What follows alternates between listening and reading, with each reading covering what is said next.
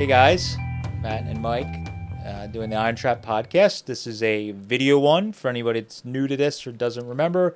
We alternate and we do an audio only every other week, and then we do a audio and video one the other week. Yep. And this is going to be an audio and video. So Yes. For these audio and video ones, we usually do a topic or discussion that is something that is going to have a lot of visual or a lot of pictures or video that we can reference and put up on the screen. So if you're listening to this only in the audio format, definitely, if there's any of the ones that you want to do, watch the video version. I think this is probably one of them. There'll be lots of very good photos. Lots of photos. A lot of the ones I do B-roll from old videos or video footage that we have. This one's going to be 99% old photos. And shout out to Custom Rama, because a lot of the photos are going to be pulled from there. It's a great website for hot rodding history and custom history and information.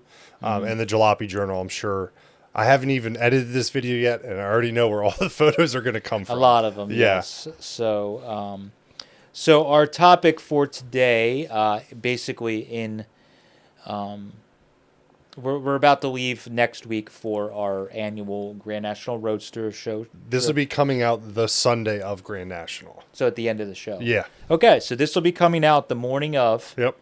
The winner of the 2025 America's Most Beautiful Roadster will be announced. Yep. It's always a fun event to hit because there is such a high quantity of quality cars that it's just overwhelming. If you don't live in California and go to a lot of big events, I feel like they get a little spoiled there with what they see at some of the shows. Oh, definitely. We go out there because we get to travel all over and see stuff, but at this Grand National Roadster show, you just see such a high concentration of good stuff, and all, and people and everything that's going on there. So, in anticipation for that, we were like, well, maybe we do a podcast on something around Grand National Roadster show. So we decided to kind of do. We've never really sat down and I thought about it. At least I haven't. Of kind of like our top 5 picks for America's Most Beautiful Roadster, like our favorites. Which also ties into this year's theme. Yep. It's the 75th. That's kind of, we were talking through it. I'm like, this would be cool. It's the 75th anniversary. Yep. This year, the one building that they rotate displays on, they have AMBR winners and previous contenders on display. So we thought it'd be kind of cool to talk about some of the history of the show and, our top 5 favorite cars that have won. Yeah, and this is kind of difficult. It was kind of interesting because a bunch of them, we joked, we were like, there's a few of them that I don't even need to look. I can just pick them off the top of my head because they're some of my favorite old hot rod show cars forever. So, but some of them, it was kind of fun to scroll through the history. And I know you did it, and then, we both kind of did it on our own. And when we came in this morning and talked about it, we were like, oh, I did the same thing. But like, there was a bunch of notes that I made and you said you made that were like interesting facts or observations about the winners going chronologically through time. And it's pretty neat and interesting to watch the change. And there's usually a car or 2 cars that win that just totally flip the script. And then for like 5 or 10 years, that's the type of cars you see. And then there's one car that shakes it up. Things change a little bit. So it's. And if you ever want to do this, if you go on Wikipedia, they have a list of all the previous winners, the year and make of the car and the owner.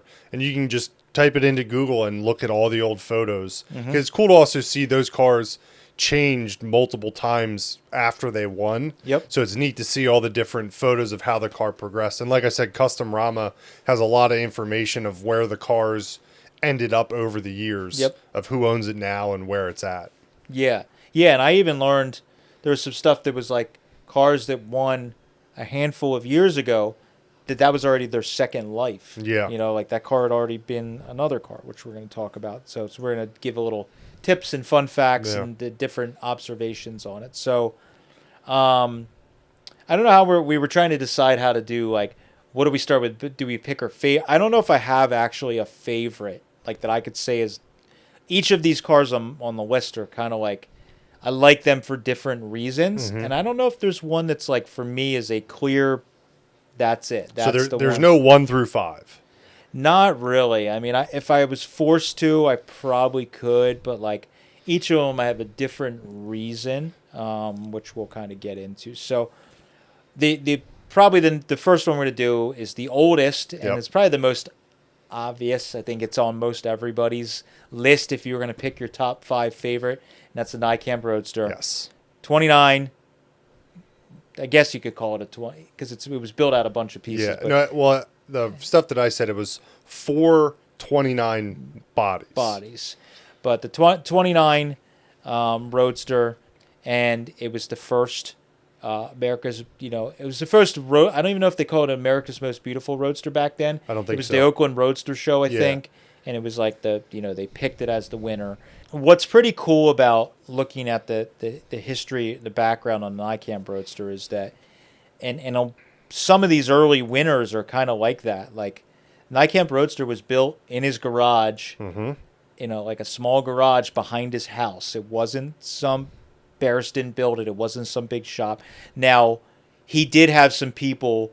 The track nose, the belly pan, some of the stuff was formed by the really famous metal shaper or fabricator.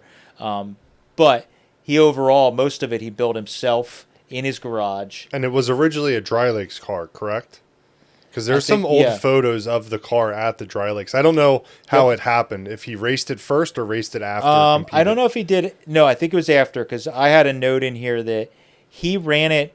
It was like, I don't know how many years, but he campaigned it at El Mirage and some Dry Lake stuff after he won it from like 51 to 53 or something like that. And then I think he sold it. Now, just think about one of the AMBR contenders now, then taking their car and racing at Bonneville. Yep. Yeah, he ran 100, he ran one in 1952 at El Mirage. He ran 142. Dude, that so is the crazy. 2 years. So imagine a current America's Most Beautiful Roadster.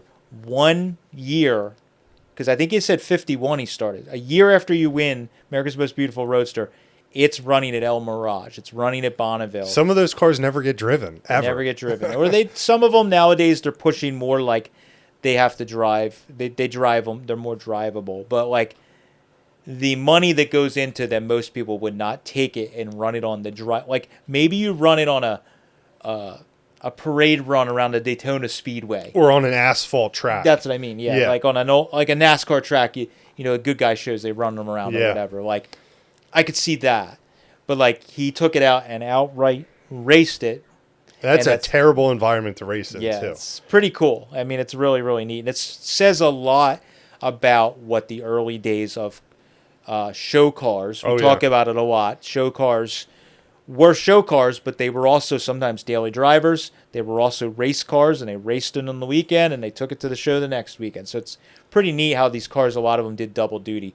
This car, I think, I might be wrong, but I think this was one of the first cars, I was reading a note about it, that was the first time a car was built to win shows. Oh, okay. So he built the car wanting to win shows or the Roadster, show award.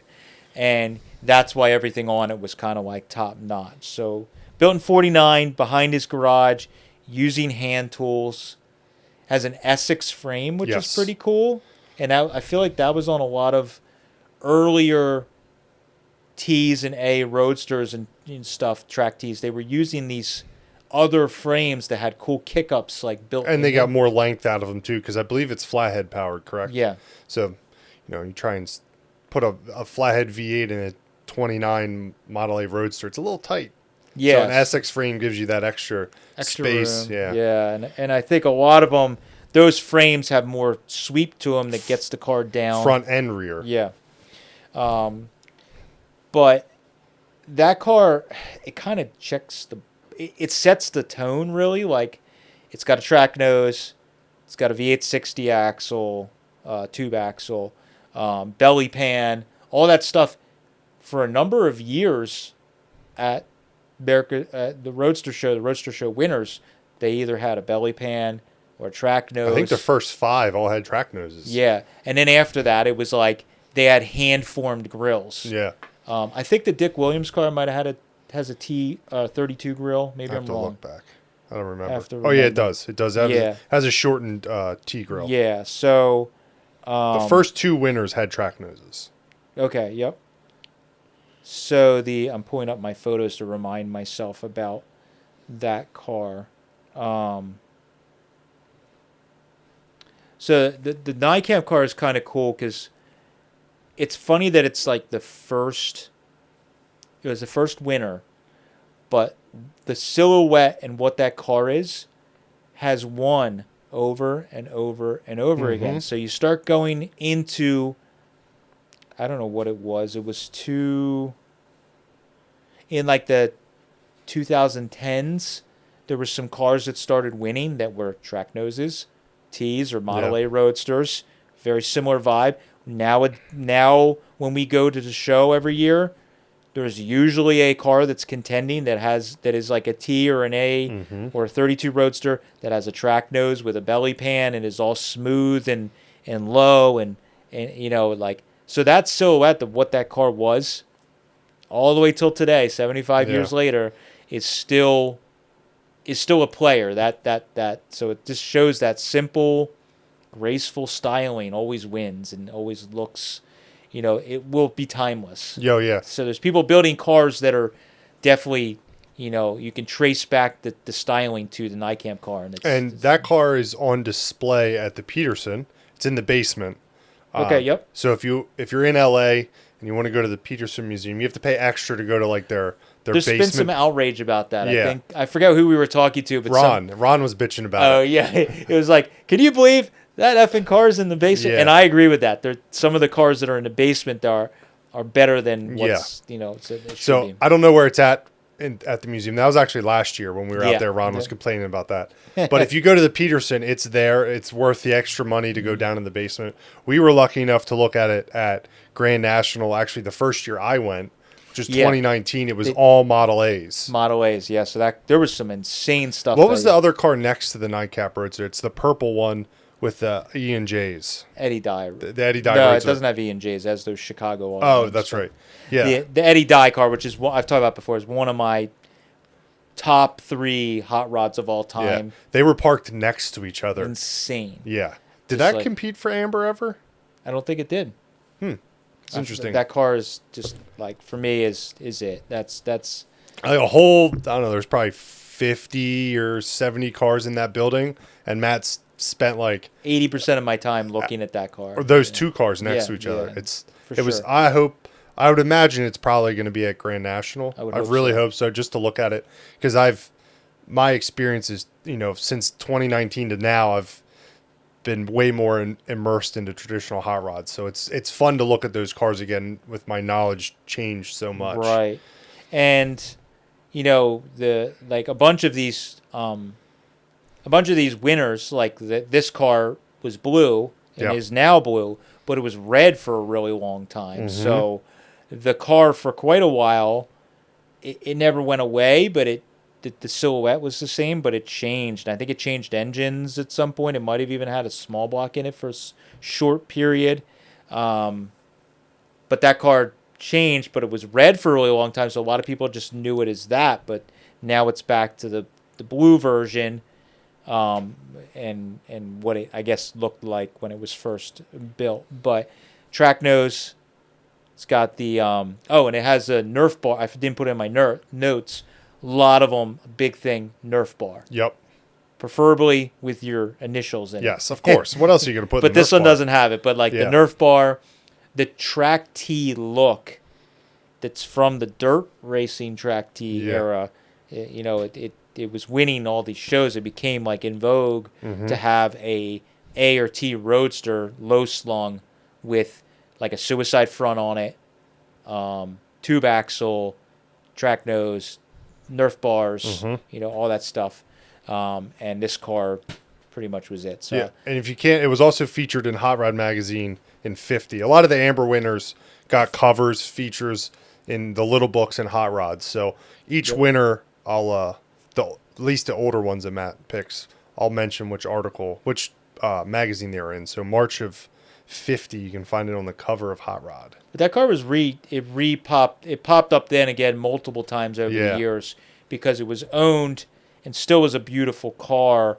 And I think I've even like in the 70s or 80s, I've run into photos or old video footage of people driving that car to events. And you're like, holy crap, that's, like, that's just wild to me that in 1970 something, like Nik Camp Roadster is just rolling around and everybody's just like, oh yeah, that's old show winner car. Yeah. And it was being used. Now it's like, this stuff's like in a museum, doesn't get driven, it's priceless type thing. So it's funny how there's a bunch of cars I was reading that they contended at one point, and then like 10 years later they came back and maybe didn't contend, but they were shown at that show. Oh yeah, like they came back every couple years and were shown again by a new owner, different color, different interior. Yeah, that's true. Yeah, they changed the engine, whatever. Yeah, and some of them had wild transformations. Other ones, they were just a different color and a new owner. Yep.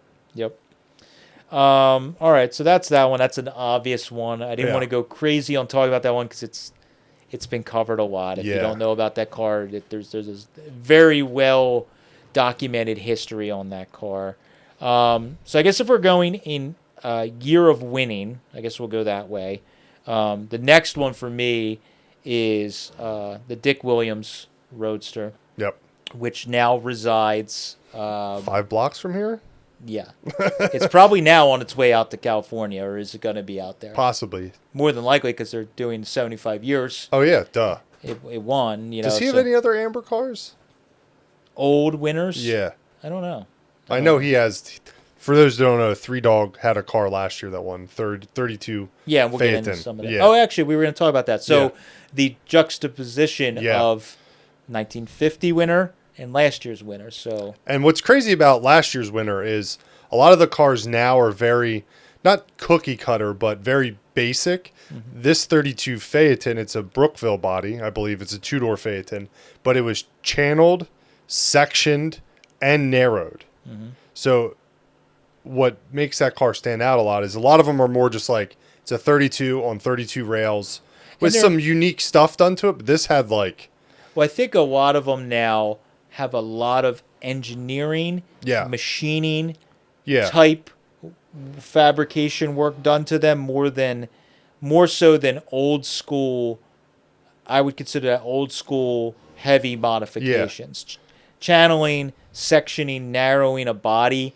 You definitely saw it in some of these cars, but it was, nowadays it's really, the cars are real sanitary, and all the crazy work that's done to them, you got to kind of open them up to see all of that. And when you look at some of these cars, it's almost like they're so sanitary. It's just like it just looks like a 32 Roadster that's got really nice paint with some like one-off wheels. And looking at them, if you've never been to the Roadster show, there's you're 10 foot away from the car. It's hard to really see. So to see a lot of the really cool details, you have to stand there and like stare at it because it's like I can't really see what I'm looking at. You have to look. If you just walk past everything, they all kind of look the same. Yeah, you got to really take them in. That's where the judges get to like crawl around them and see all that stuff ahead of the show. But the Dick Williams car is like, again, another one of those ones that like race car. Yep. Ran at Bonneville in 51 and won in 53. So Crazy. It was that's a much more natural progression to race it and then turn it into a show and then car. Make it nice. But this is, I'm sure it was done previously, but one of the things that's wild to me on this car, and you don't see it when you look at it because it's the same idea. It's got track nose, belly pan, all that Does kind not of have stuff. a track nose, 32 grill. Oh, sorry. 32 grill. Has a suicide front end. Suicide front end, track nose, Jesus Christ. V860 axle, right? Or is it not? I might be wrong. No, it's I'm looking at photos. I can't Going tell. off memory. No, I think it has a regular heavy regular Ford axle. I should restate this. It has a track T vibe. Yes. To it, I should say, is what I'm probably saying it wrong.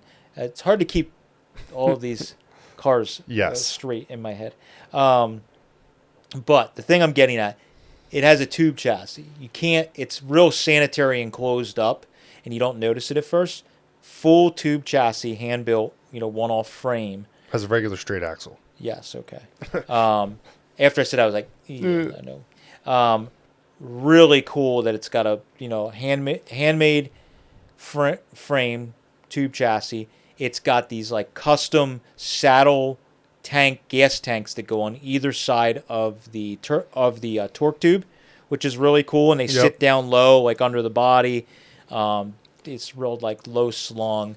And like it's a tube chassis car built in 51, 52, which is like maybe even earlier. No, it says I'm reading the Three Dog. I took a photo of their website. It says it's built in 51, 52. So it's like, but it ran at the Dry Lakes at Bonneville in 51. So maybe Three Dog's website's wrong. Could be. Well, it might have been built in 51, and maybe it ran one year. But like, something. no one was building tube chassis for street cars back then. I don't think it was very common. No. And even race cars, they were still kind of using stock frames. And this car, I don't know if this was the first one because I didn't look up at the lineage of all the winners, but this is one of the cars, and it's something I talked about with the Free T before. Side pipes were as important about the styling of the car or headers as the overall look of the car, bigs and littles. This has very unique side pipes exhaust header setup on it that's really, really cool. And it's chrome, of course. It's got Kinmonts. Yep. I love the way that they set the flathead back in it. Did you see the picture of the firewall? No. It's a chrome handmade firewall that's like dished. It looks like a wheelbarrow almost. Yeah. It's really cool looking. There's a photo from the restoration where you can see it out of the car. You see how dished it is, and it's not like it's shaped really cool the way it's set back in there. Like all that stuff is very unique and really, that's what I like about some of these early cars. It's so unique. It's like there was no like, I think I'm going to make I can make a really low slung chassis. I'll just make it from scratch. Also another belly pan car. Yep. I love the look of them. It's also wild, like the side pipes. Did any of the other early winners have side pipes like that? That's what I was saying. I didn't make a note when I was looking through how many did. There was other cars that had side pipes for sure, but that car has the like in your face, has your in your face side pipes on it. I'm not even looking at photos to remind myself. But I like in this early time before the switchover happened, you could still very easily see what the car is. Yeah, 100%. Started out as. Obviously it's a T or an A Roadster. It didn't morph into this weird, the parts are distinguishable what they were. It's either a handmade grill or it's a 32 grill or it's a T shell or whatever it is. In fact, it had the vent, like the one old photo I have from the show originally, it still has the gas. Well, I guess it's not cow vent on T. It would be the gas tank. Yeah. Filler. Again, store Warner gauges. All this stuff. Seeing that car in person, I didn't realize how high quality like the custom work on that car. Like you see it, I realized it was redone. I think Brizio redid it, so the restoration is out of this world. Probably better than the car ever was. But seeing all the work that's done, and you got to remind yourself like it was built in 51, built in 51. You're like, the track knows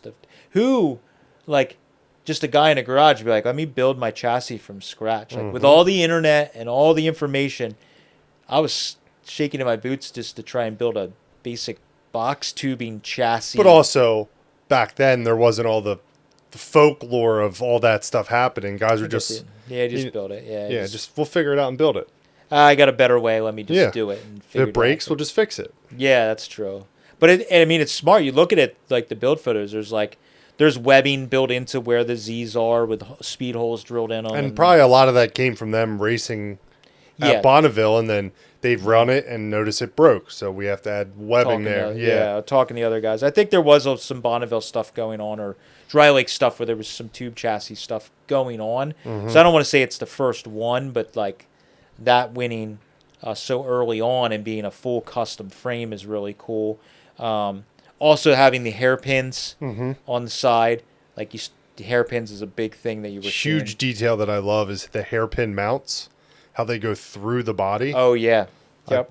Same with is this the one that the steering is also through? Yeah, the steering blister, comes through the cowl with that cool blister with the little smiley face slot. which is also chrome, of course. Has to be chrome. I mean, that car is low. There's so much like just cool chrome. It's got a chrome generator.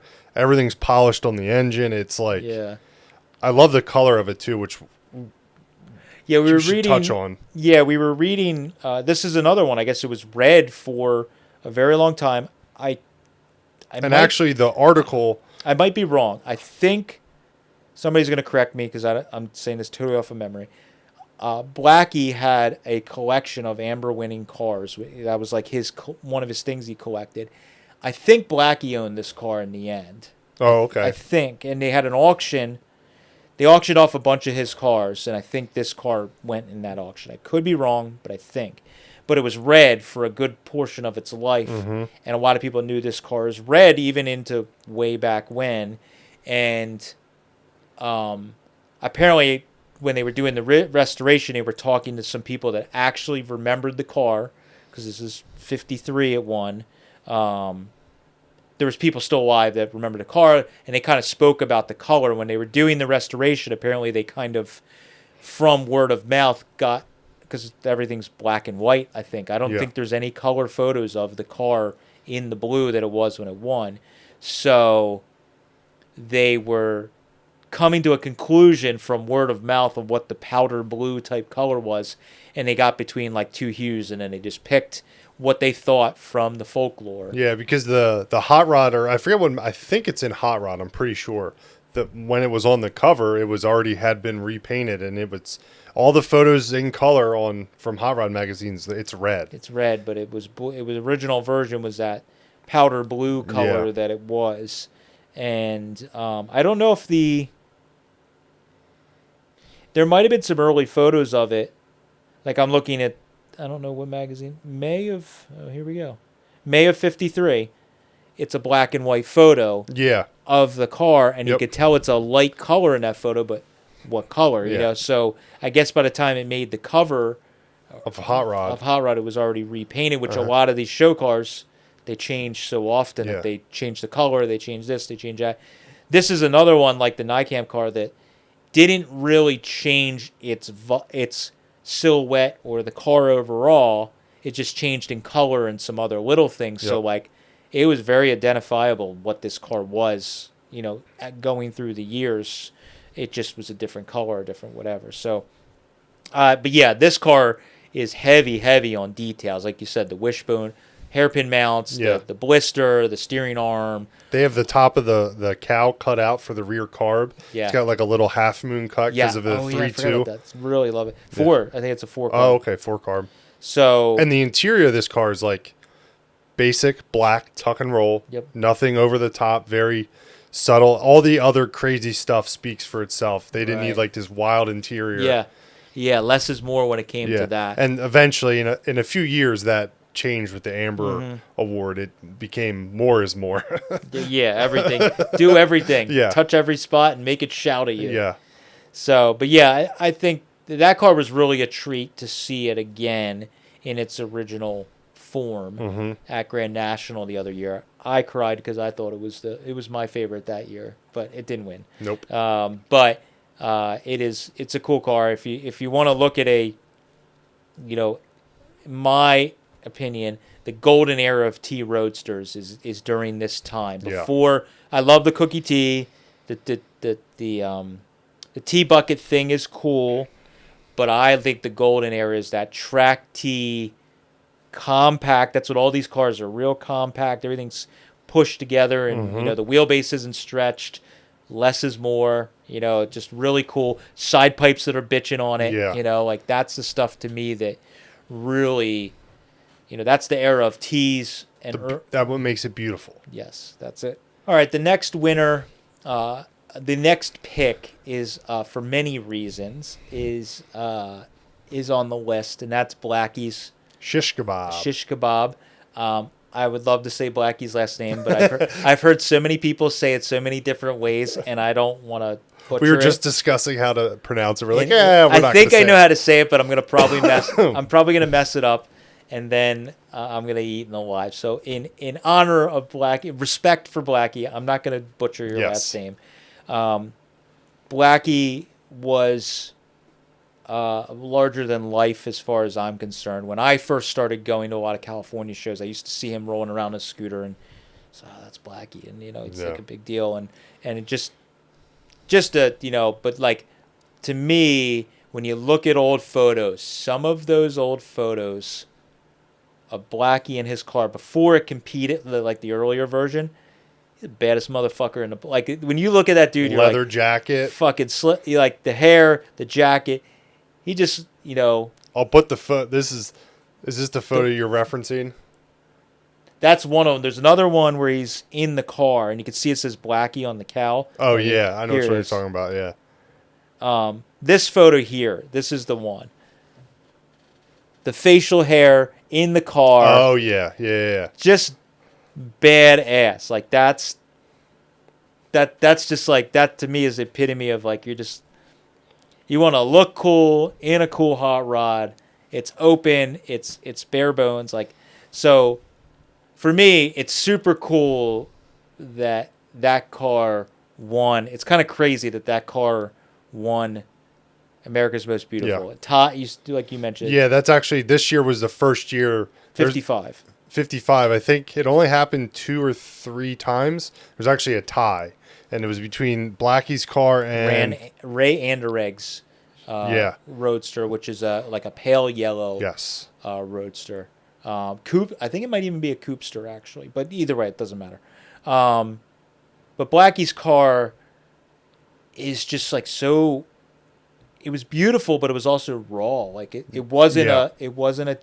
There was no bed. It was just a open frame in the back with like a suitcase style gas tank. Yeah, so I would say probably if it wasn't for Blackie being such a badass, I don't know if this would be as much on my list. But the car is awesome. But like it's also everything around the car and him and all the stories about it. The folklore is just as cool to me. And my favorite photo ever is the car up on end on its side, and he's just standing next to it with like his arm on it. It's just the most badass photo ever. He wanted everybody to know that he chromed as much as he could and painted and chromed like everything on the bottom of the car. Has a chrome banjo. I know that. I'm really I've never seen this car in person. Yeah. So I'm really hoping it's at Grand National this year. I think the family owns it, from what I understand. I believe they still do, from what I understood. Now I don't know. Sometimes this stuff trades hands privately, quietly, but like, I really hope. I also agree. I would love if that car made it to to Roadster show, but like, so it kind of like, for me, it hits so many of the key elements that I think makes these the early T's and A hot rods. It hits all of them. So obviously black, shiny black lacquer paint was like the shit, and I still think it's the shit. Yeah, and you should note this was a huge inspiration for the free T. Yes, Blackie's car, Iski's T. There was the the Black Widow. Black Widow, which is not. The model car Black Widow was another T. That car, actually, the Black Widow was probably the number one influence as far as overall styling goes. But Blackie's car, Iski's car, they're all black. They were all like huge inspirations for what the free T kind of morphed into. And Blackie's car overall doesn't have the same look, but that vibe of polished and painted and shiny black paint and all that is part of it. But his car, like, obviously chrome everything, but it's V860 axle, flathead powered, obviously. But like these cars again, once Grand National started happening, overhead valve engines had come out. Oh yeah, this is 55. I mean, yes, and flatheads are still winning. Flathead cars are still winning at that point. And also, a funny note: not until next year, the following year, did a 32 win. Yes. These are all A's and T's for the first 5 years. Right. So what? It was 56. Yeah, 56 was the year that that 32 won. Yes, and we'll talk about that. Yeah. Interesting fact about that. But yeah, so it has all that stuff. It's got the dress flat, 4 carburetors. It's got the Nerf bar in the front with the B with for his initial, Blackie. It has tons of chrome, full row of Stuart Warner gauges in it. 2 and 5. I'm actually looking at a photo of the dash. They're all 2 and 5/8. The big, gauges, yeah. It has a has white tuck and roll, very similar to the Free T. Yep. What I love about this car is it comes down the side, so there's like 3 inches around the outside edge of the body. Yes. And the dash rail is also upholstered too, which is so killer. Yeah. And the doors are all welded shut. Yep. The body's welded and smooth, so there's Sits so low. Yeah, you just climb in. And the little same deal. It's got the little race car, small like midget steering wheel. Ran the same thing in my T. If you look a lot of these cars, because you couldn't get under the car, they ran the little small midget steering wheel, flat race car. Four-spoke, yeah. So a lot of similarities you'll notice with this car, and that's why I had to pick it. But also, again, it's on principle because he's a badass. And Matt did his list, and as we're going through them, I'm like, I really hope he picked Blackie's car because I love it. It's so good. And you had a note that I didn't know or I forgot about what happened, why he made it a show car. I believe on Custom Rama it said he crashed it. It was like his old hot rod. He crashed it and then decided to make it like a super nice, because he was street racing. Yep. Crashed it and then turned it into like a super nice show car. So, yeah, that car, And real short 32 grill. Yeah. Again, I mean, there's a lot of stuff that and again, I think it's that golden era of little T and A open cars that are just bare bones. And the car that he tied against is a very similar styled car. It's just stretched out a little bit. It has a suicide front end with a shortened 32 grill. This one has full hood sides. Mm-hmm. It's yellow, not black, with a white interior. And very similar styles, just one's, I would say Blackie's car is more raw, and the other car was a little bit more refined. Overall finished, yeah. So it's interesting to see that they tied because they are very similar looking cars, but also very different at the same time. I wonder if Blackie's car was so clean underneath and chromed and painted everything, where sometimes those closed up cars looked good closed up, but when you crawled under them or opened the hood, maybe they weren't as nice. I don't know about that car particularly, but that could be why they they kind of balanced each other out. But there's a neat photo of those two cars sitting with the AMBR trophy with between the trophy between them. So, but yeah, that car just really, really cool. And Blackie, like I said, larger than life, legendary hot rodder, just everything about him and that. It's really cool too when you look at some of the winners in the early days. The winner of that became somebody that was so prolific in hot rod history. A bunch of the people in the winners because Blackie went on to do work with Barris. Mm-hmm. He was involved in a la carte, I believe. Yeah, and a bunch of other cars too. Started a very well-known show, show and everything else. So you just, but there's a lot of these people that were winners or builders of cars that were in the early days, and they were probably pretty young.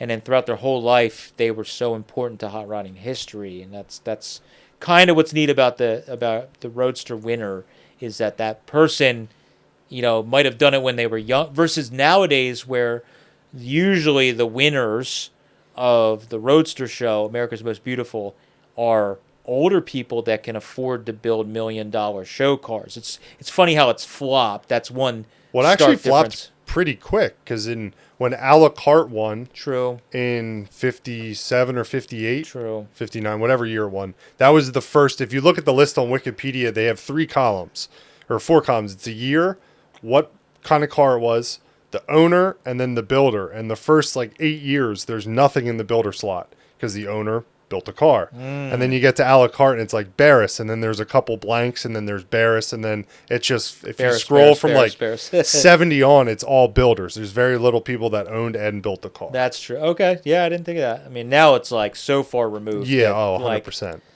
Like, the guys are, you know, and just what this award and level of car has become. It's no different than the Riddler. Yeah. That's turned into, you know, insane cars. Right. So that's the 3 vintage cars. Yeah. I didn't tell you what the one I did tell you. Yeah. So yeah, let's do some fun facts. Yeah, so we touched on the first 32, which is actually, funny enough, it was actually Vic Edelbrock's 32 Roadster.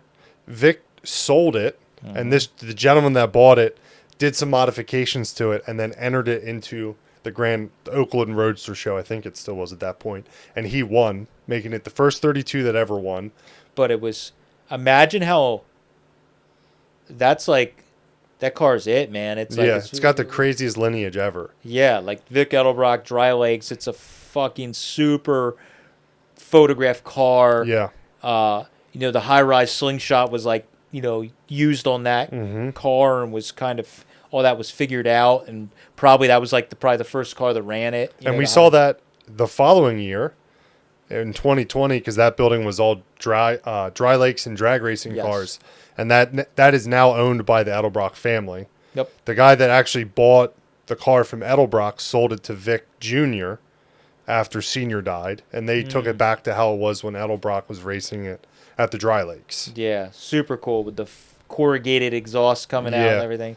But that's pretty neat. And it's like, when you see the photo of that car in 56, totally. Yeah, it's got Oldsmobile bumpers on the front of it. It's got some weird, not weird stuff, but like... At the time, it wasn't weird, but like... Yeah. Nowadays, you're like, I don't know. No one really does it anymore, so you look at it. It was probably revolutionary back then. Well, it was like mixing the custom car thing with the hot rods. And show cars, they blurred those lines. And that's also... After that car won, the style dramatically changed the next year, because the next year is the 57 was that, I forget the name of the car, but it's a quad headlight, weird looking. I took a photo of it and I forgot. It's a T. I can tell you the name of it. It is the Jerry Woodward's it was a 29 Roadster. I don't remember the nickname for the car, but a very, very polarizing differences between those two cars. The Sweet A, yeah, and actually I shouldn't even say it was weird. That was probably the transition period of when the show car stuff started getting a little odd. Yeah, really neat car. I will still say it's neat. It's got some quirky stuff on it. Has a 40 dash in it, which is super neat. 2829 grill. Yeah. Which is unusual, but Nerf bar. Not just a Nerf bar, it's like a big chrome bumper. Yeah. But this is interesting because people, with me building the Sweetheart Roadster. I had this exact thought when I looked at the car last night. Yeah, so a lot of people, it was like, in our little community of people who watch our videos, controversial when I put the quad headlights on. I'd been planning it since I was kind of thinking through the car. People were like, kind of saying like, oh, I thought you were building like a late 50s hot rod. You put those on. That's like very 60s style. It's like, yeah, it was more popular then, but the 57 winner had little quad round headlights, and the shock mounts like built into it and all that stuff. So like 57, that we were discussing it before we started doing the podcast, probably the 58 GM cars were getting put out then in 57, or they were starting to promote them, and probably saw the photos that they had quad headlights, and it's like, oh, that's the new thing. We better keep up with it. So that's me guessing, but like that car's a little more quirky. It's getting a little more with the quad headlights and the corrugated metal grill and some of that stuff. It's getting a little funny, and then you get to 58.9 with a la carte. A la carte hits, and it's like, did it win back to back? I think so. Yeah, and then 60 was Emperor, so it went, that progression of having to outdo the following Yeah. year kind of snowballed. I think Blackie might have owned the Emperor too. I think that might have been. It's so wild to think in '56, like pretty not stock but very subtle 32 one, and then 2 years later you have a la carte, which is like the craziest show car ever. Yeah, basically full on show car. I don't think it even drove or really drove. No, it had too much Bondo in it. It had too much lead. It couldn't drive. Yeah. It's too heavy. It's just crazy how far it progressed in a couple of years. It was like someone just like poured gasoline on the fire and lit the match. Yeah.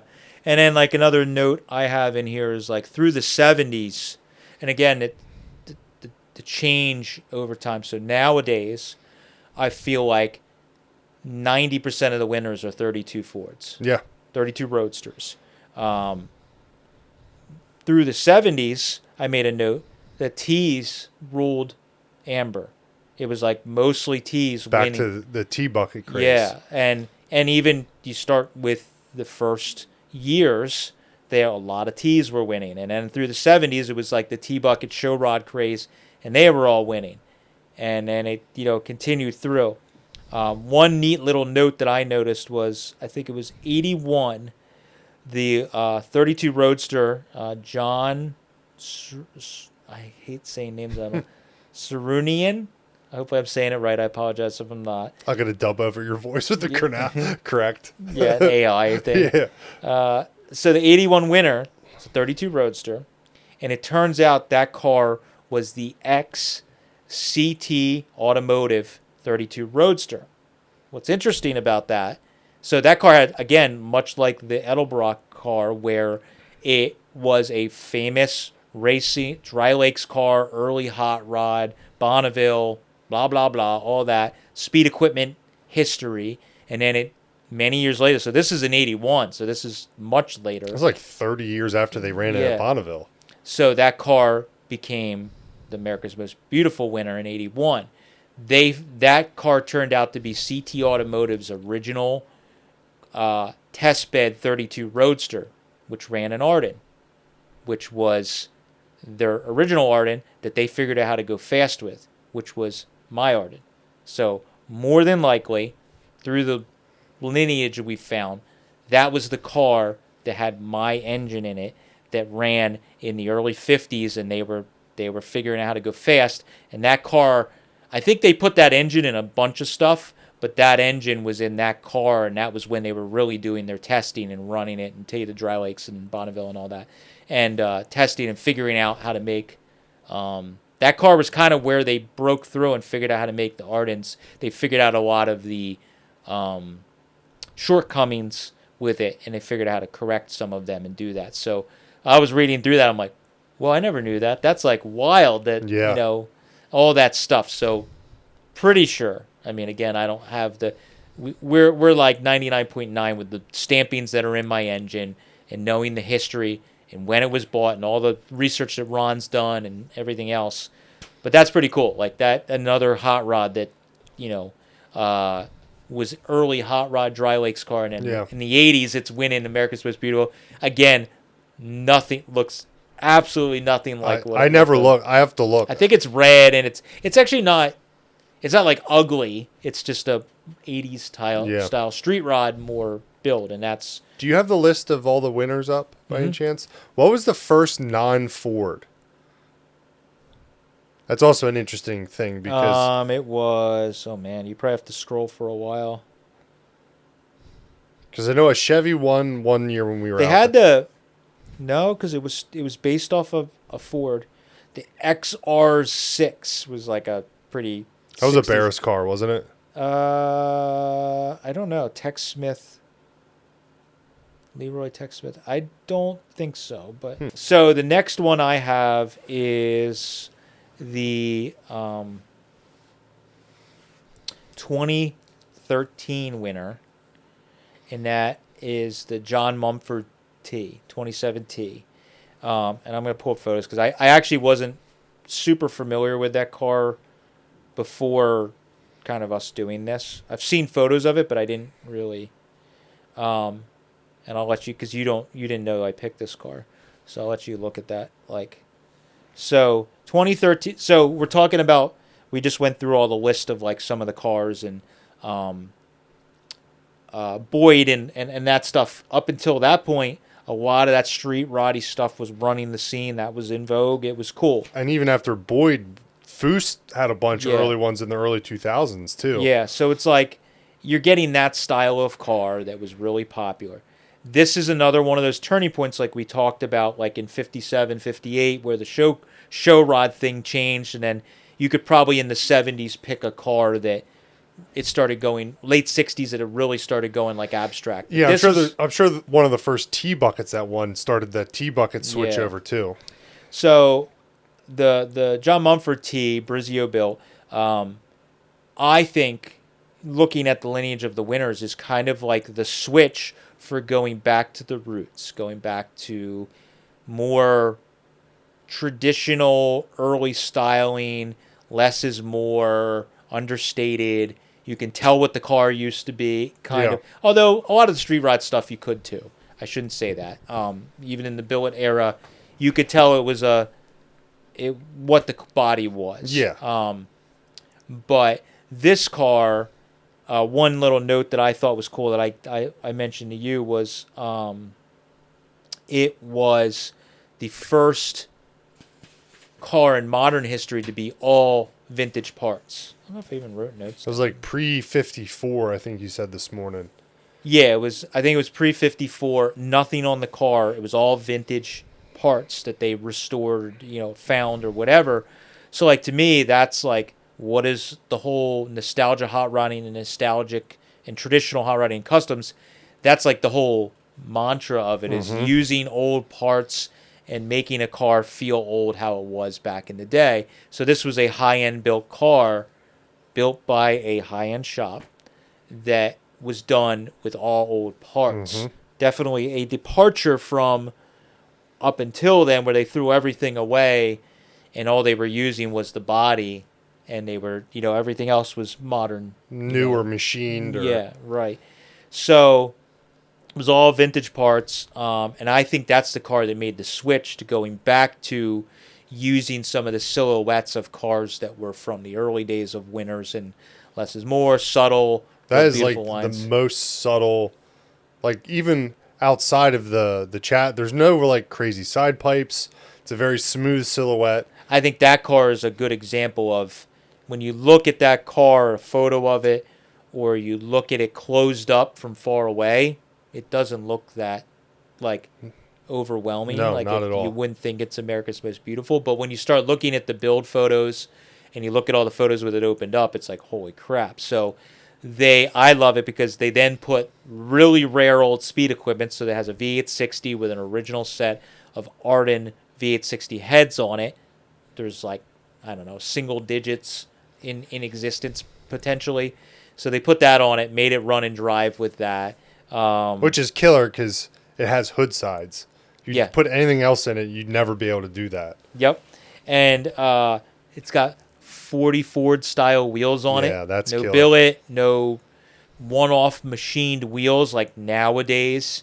You're seeing the nice silhouette of what the car originally was, but a lot of these cars have nostalgia-looking wheels that are literally billet wheels that they machined and then they Cerakoted them or something. And again, I'm not taking away from it. It's cool, but like this car is very much like it looks to me like a car that a normal guy could build for the silhouette. Yep. But it, the level of detail and parts that are on it is just out of control. It's got the side steer. It's got the track nose.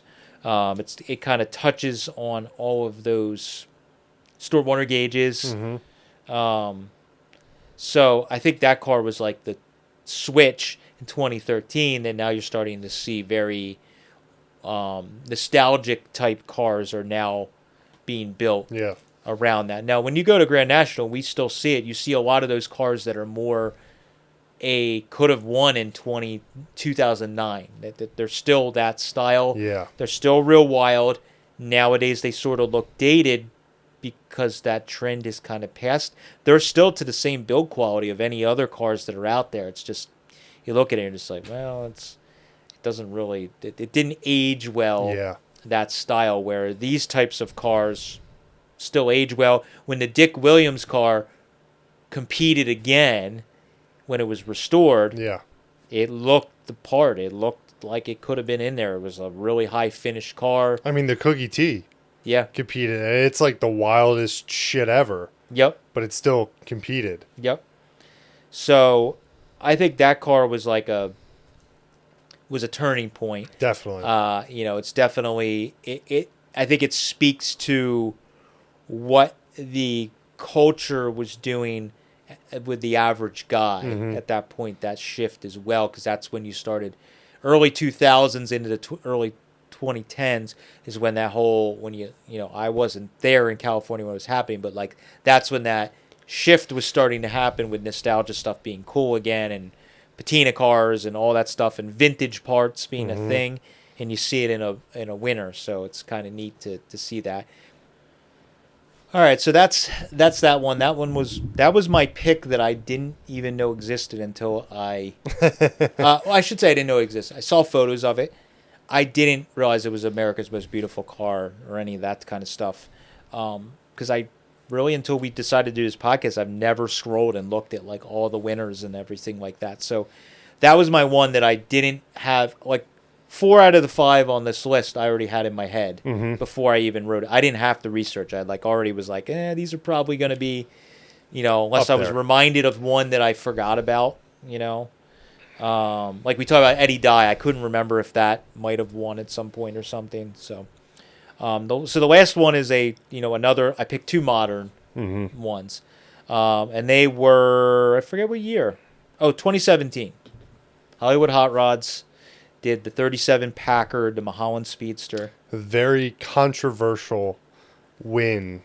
There was a lot of people that were very, not upset, but like questioning the decision. Yeah, because of the car for a few reasons, which some of the reasons I heard is you could argue that about a lot of them. Yeah. The car was 90% of the car was scratch built, and it wasn't really a Roadster. At that, like you didn't start with a Roadster body per se. They started with pieces of a body. Some of the rumors that I heard people, internet and whatever. But you look at some of those cars, like I said, that one Roth-looking, car. What's also funny is they're saying it didn't start out. There's cars that are winning that are Brookville bodies. Yep. So what the hell is the difference? Yep. You're just buying it stamped out of dies that were modeled off of a Ford. So it's not like you're using an original Ford body. I think it was also controversial too, because I think, I might be wrong, I think this is the first custom that's ever won.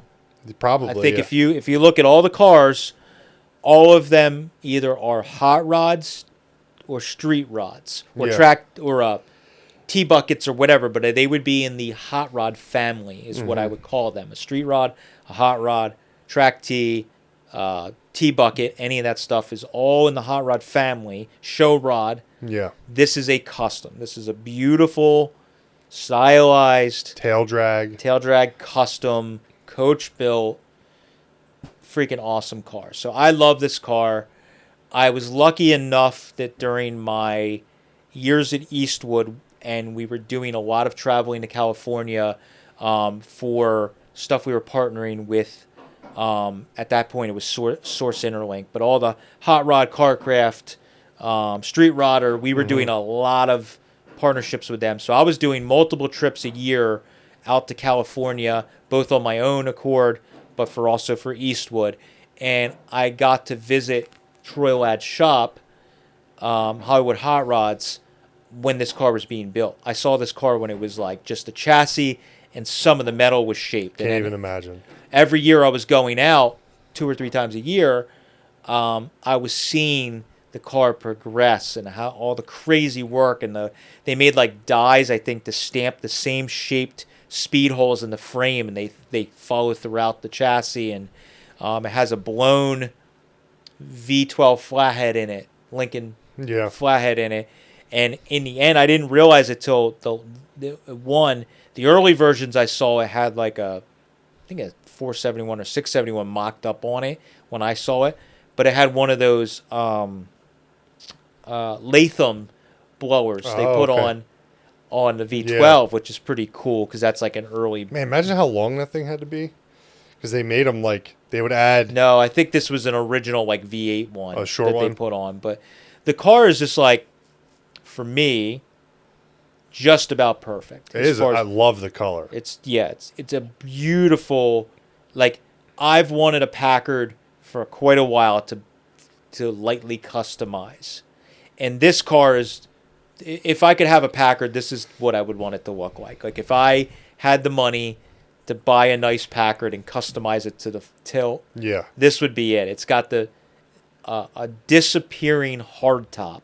I think that was one of the other arguments is that Yeah. it wasn't a soft top. It's a convertible, but it's not a Roadster because it's a hardtop or whatever. But it's a like I think it's hydraulic or motorized in the trunk. The whole back half of the car, not just like the trunk area. It's literally from the catwalk all the way back, opens up, and the hardtop folds back in it. I never got to see the car that late in the process of it being built, but I saw it in the earlier days.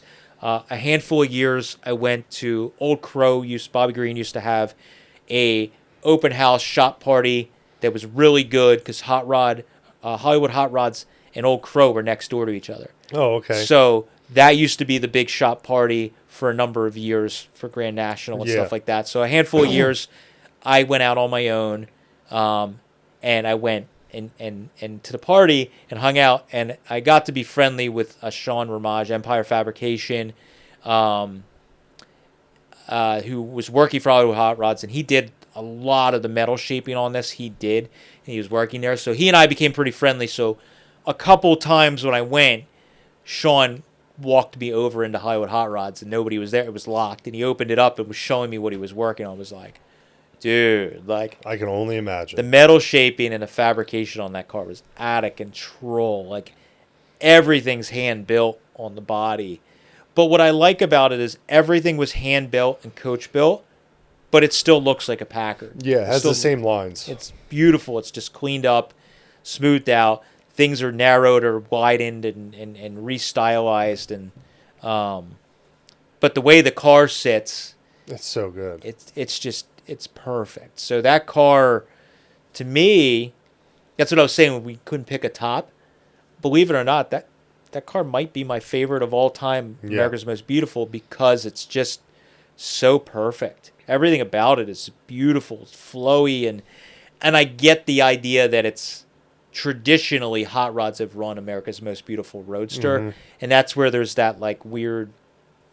It doesn't fit the mold of what's won every year. It's more like what you would have seen at Sacramento or some of the more custom-oriented shows. Riddler. The Riddler's more Yeah, of a custom. yeah. Some of the winners are more. You see more custom Yeah. type cars winning. It's more common for anything to win there. Tri-5, a Packard, or whatever. Buick Riviera one year. Yep. One that was crazy. So, but this car, nostalgic, timeless. It's got a blown V12 flat, so it's not like it's not performance oriented. Yeah. Sure, it's not as fast as a blown big block like you see in some of these, America's Most Beautiful cars. But that car, man, it's just like, I don't know, it's just so perfect. I'm Everything about it. really hoping it's at the. I would think it's going to be because I think that car might live in California. I know I see that. I follow the Hollywood Hot Rods in Troy on social media still, and I see every now and then it looks like he's like campaigning it around still, or he might take it to events in the recent years. So I imagine it's accessible. Yeah. So I would hope that it's there because that car is just ridiculous. So I think that car for me is it's been my favorite, probably close to my favorite forever. As far as if we're not going on, Blackie's a badass. This car is whatever. The speed equipment. That car overall as a whole is just such a beautiful car. And I wish I had the skills, the money, everything to build a car that's even close to something like that. I really like at Grand National, you'll see people displaying bare metal cars because they are going to be bringing them. They did that too. Oh, they did that? The year before they had it in bare metal there, and it was if you don't know, to show a car at Grand National for the AMBR Award, and also now the Sloanaker Award. The car cannot be shown completed ahead of time. So it has to debut completed to contend for the award. So every year you go and there's all these high-end shops around in the main area, around where all the show cars are, and there's bare metal roadsters that are in progress, and just looking at the work is like the craziest ever. Because one of them, I think it's one of the ones that's competing this year, that 36. It's like in progress. There's Cleco's holding a bunch of the stuff together still. But like the metal work, I actually enjoy that. That's become a trend now. Oh yeah. Like, I think that's become part of the process of winning. I think it's changed, because I think now the shops, not only do you need to compete and have the best car that ticks all the boxes, but now you know that you're catching those judges the year before, and they could see how high the quality of work is, and the car's not finished. So some of those details that get covered up, they can see. And that car was incredible to see. I've been following the one guy that does a lot of the metal fab on that car, and I'm like, the work is just like mind-blowing. It's like not even close to reality for most. Like I say, us mortals it's just insane. You can't tell where the panel's been welded. It just looks like a perfect piece of sheet metal. It came out of the foundry that exact way. Yeah, it's insane. It's crazy. So that car will be a treat to see done. There's a bunch of cars like that the builders are now leading up to it, or teasing little photos of the car in bare metal or partially done, or whatever. They're showing some more photos of the car done but in bare metal. Yeah. And you're like, holy crap, look at it. So that our good friend Cody, Traditional Metal Craft, he's from Delaware. He's showing his 32 3-window for the Sloanaker Award, and we've seen that car in bare metal, I don't know, a dozen times, a lot. Just driving it around everywhere. Yeah, I think it was kind of cool. He took the car out and worked all the bugs out in bare metal, and just drove it in and worked out the bugs, which is kind of neat, because his car, he can drive it. He has driven it, but he's also worked all the bugs out so he could drive it all the same. Now, it's of course going to be like insanely nice, but like his car will be cool because it's very nostalgic, retro, show roddy vibe to it, which the Sloanaker so far hasn't been necessarily that. It's been more like, definitely more different style, I should say. So it's kind of neat to see somebody like him shaking it up. He's like insanely talented. So anything he any car he finishes and takes out on the show circuit, wins a lot of awards. I'm excited to see that. We'll forgive him because he calls it the Ardent Killer. I still don't understand the fascination behind that, because it's a show rod. But it's got a Wayne overhead valve conversion on it. Yeah, I know. So now the only way to settle this is for you guys to race your 2 3-windows to see who wins. Oh, God. I don't like the stress of that. Well, it'd be better for you if you don't make yours super nice, because then he's stressed out because he's got a really nice show car. Yeah, that's true. But it'll be neat to see, that car. Yeah. But I think that process for winning those awards, showing them in bare metal, has become a part of the process almost. It's almost required. If you want to really be a player in winning, that I feel like that's almost got to be. And it's funny because those cars have traditionally kind of won, some of them. So it almost feels like it's a leg up. If you could show your car in bare metal and it's that good, there's a good chance the next year you're going to win. You have better chances. So thank you guys for listening. It's been really fun. If you're watching this on YouTube, you can actually leave comments. So if you have a favorite America's Most Beautiful Roadster winner that we didn't cover, drop it down below. Or if you have a little personal tidbit of information relating to the Roadster show, drop it in the comments. So it's fun to hear and see the discussion. So thank you guys for listening, watching. Check you later. See you.